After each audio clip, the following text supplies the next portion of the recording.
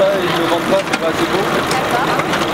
Je m'appelle donc Rémi Carré, ça fait maintenant 4 ans que j'exerce l'activité pommes de terre primeur d'appellation d'origine protégée sur l'île de Ré. On est quand même sur une variété qui reste très bonne gustativement, où on arrive à trouver des notes d'asperges, de beurre ou même de pain grillé.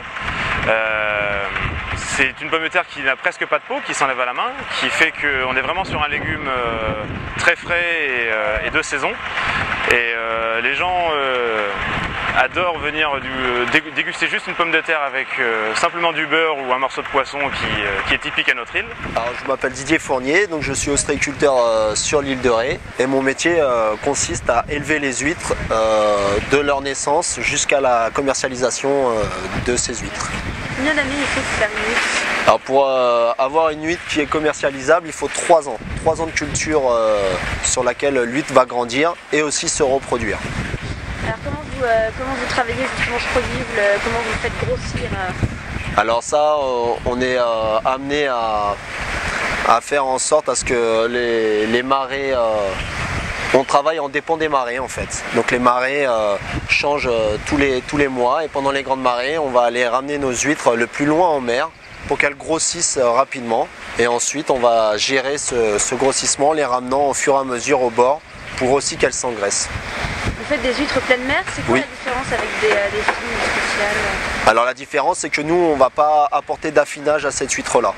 L'affinage peut les faire soit maigrir en marée, donc les fines de clair, ou alors après les spéciales, les faire aussi s'engraisser en marée. Et moi, j'amène le produit naturel, à l'état brut, on va dire un peu, de la mer. Je suis Yvan Le Gall, donc je suis éleveur d'oursins. Alors l'élevage des oursins, c'est quelque chose qui reste assez délicat.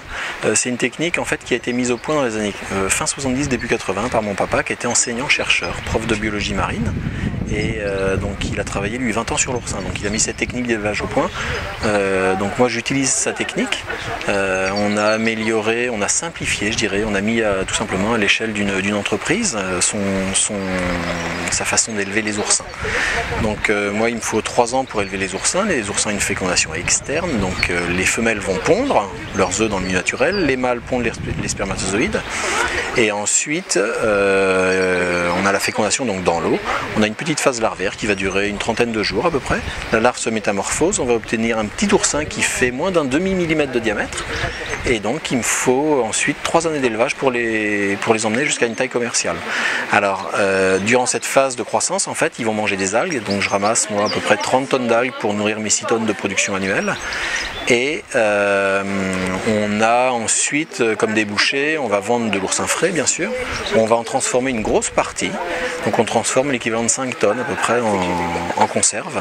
On a beaucoup d'épiceries fines qui travaillent avec nous, on a certains chefs qui travaillent avec cette conserve, alors d'autres veulent travailler avec le frais bien sûr, mais on a aussi comme débouché tout ce qui est recherche. Donc il faut savoir que l'oursin est énormément utilisé dans la recherche, globalement pour travailler sur la division cellulaire, comprendre cette division cellulaire et pouvoir en fait derrière globalement avoir des traitements anticancéreux.